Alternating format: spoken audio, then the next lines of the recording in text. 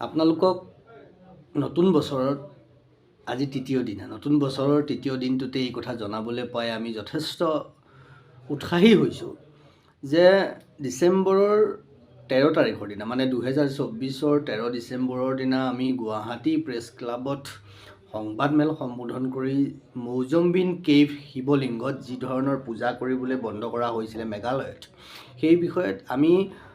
2024 আগষ্ট মাহৰ পৰা গোটেই বিষয়টোত আমি লাগি আছিলোঁ কুটুম্ব সুৰক্ষা পৰিষদৰ তৰফৰ পৰা আৰু লগত আমাক সহযোগ কৰিছিলে মেঘালয়ৰ চেং খাচী হিমা মৌচিনৰাম তেওঁলোকৰ এটা চেং খাচী লোকেল ট্ৰাইব তেওঁলোকৰ সংগঠনে যিসকলে হিন্দু প্ৰেক্টিছ কৰি থাকে হিন্দু ৰিচুৱেল প্ৰেক্টিছ কৰে তাৰোপৰি মেঘালয়ান ইণ্ডিজিনিয়াছ ট্ৰাইবেল ফৰাম এটা আছে তেওঁলোকে আমাক সহযোগ কৰিছিলে তেনেকৈ বিভিন্নজনে আমাক সহযোগ কৰি আছিলে এই খবৰ খাতিবোৰ দিয়াৰ পৰা আৰম্ভ কৰি বিভিন্ন ক্ষেত্ৰত আৰু তাৰপিছত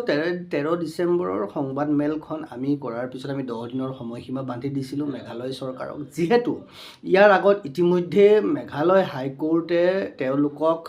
এই যিটো হৈছে যে তাত শিৱ পূজা কৰিবলৈ বন্ধ কৰি দিয়া হৈছিলে বুলি যিটো কথা হৈছিলে তাৰ ওপৰত প্ৰতিগৰাকী ষ্টেক হোল্ডাৰ মানে অংশগ্ৰহণকাৰীক মাতি সভা পাতি বিষয়টো সেটেল কৰিবলৈ কৈছিলে কিন্তু মেঘালয় গভৰ্ণমেণ্টে কৰা নাছিল তাৰ পৰা বিষয়টো যিহেতু সনাতন ধৰ্ম দৰ্শনৰ বিষয়টো যিহেতু ভাৰতীয় সভ্যতা সংস্কৃতিৰ গতিকে ভাৰতীয় সংবিধানৰ আৰ্টিকল 51A এগৰাকী ভাৰতীয় নাগৰিক হিচাপে আমাক দায়িত্ব দিছে এই বিষয়টো আমি ক'ব লাগিব এইটো কোনো ধৰ্মীয় বা সাম্প্ৰদায়িক কথা বতৰা নহয় ধৰ্মীয় কথা বতৰা নাছিলে সেইকাৰণে আমি কৈছোঁ আৰু শেহতীয়াকৈ আমাৰ কথা বতৰাৰ ওপৰত আমি তেতিয়াও কৈছিলোঁ যে যদি 10 দিনৰ ভিতৰত মেঘালয় চৰকাৰে বিশেষ কোনো পদক্ষেপ গ্ৰহণ নকৰে তেতিয়াহ'লে আমি কঠোৰ হ'বলৈ বাধ্য হ'ম ৰাস্তা বন্ধ কৰাৰ নিচিনা আমি পদক্ষেপ কিছুমান ল'ব লাগিব গুৱাহাটীৰ পৰা শ্বিলঙলৈ বা অন্যান্য বিভিন্ন ঠাইত ৰাস্তাবোৰ শেহতীয়াকৈ 23 ডিচেম্বৰৰ দিনা মেঘালয় চৰকাৰে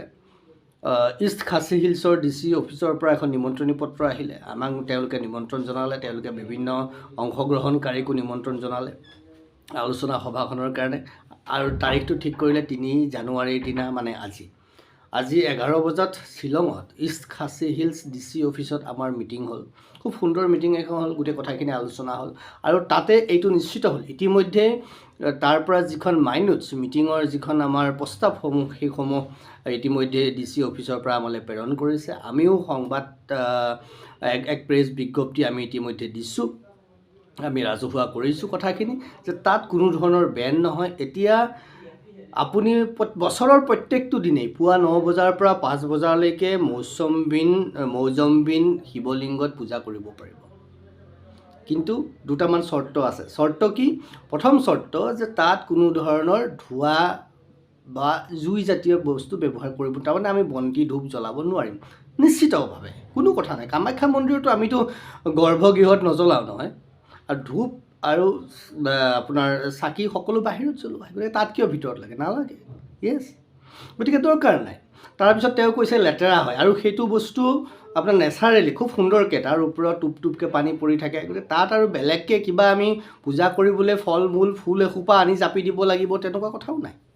গতিকে সেইটো আমি বুজি পাওঁ কৰিলে তেনেকুৱা কিবা কৰিব লগা থাকিলে বাহিৰত কৰিব ভিতৰত কৰিব লগা একো নাই আৰু এই কথাখিনি তেওঁলোকে এগ্ৰী কৰিছে আৰু তেওঁলোকে তাৰপিছত যি দৰবাৰ আছিলে লোকেল দৰবাৰ তাক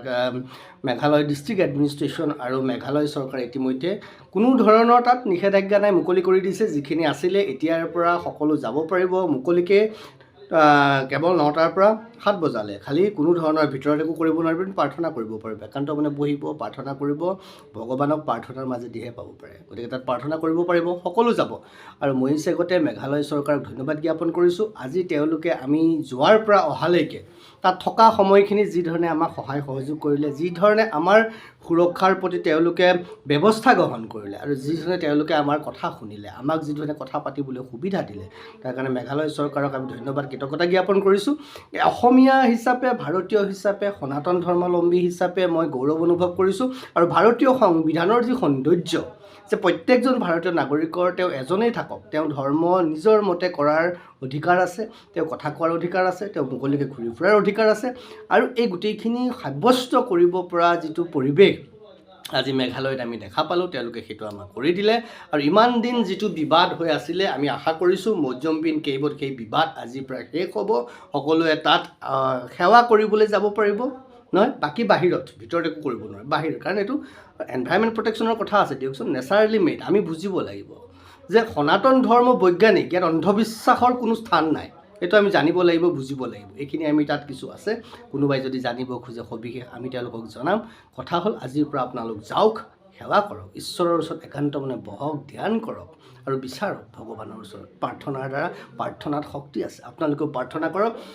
আৰু যদি ইয়াৰ পিছতো কিবা তেনেকুৱা ধৰণৰ অপ্ৰীতিকৰ ঘটনা হয় তেতিয়াহ'লে আমিতো আছোৱেই সুপ্ৰিম কোৰ্ট আছে ভাৰতৰ ৰাষ্ট্ৰপতি আছে কেন্দ্ৰীয় চৰকাৰ আছে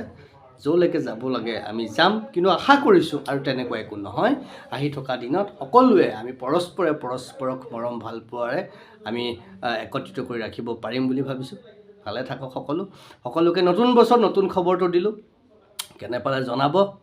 সকলোকে কওক হৰ হৰ মহাদেৱ যিকোনো খবৰৰ বাবে যোগাযোগ কৰক 7099017330 লগতে 7099017110 নম্বৰত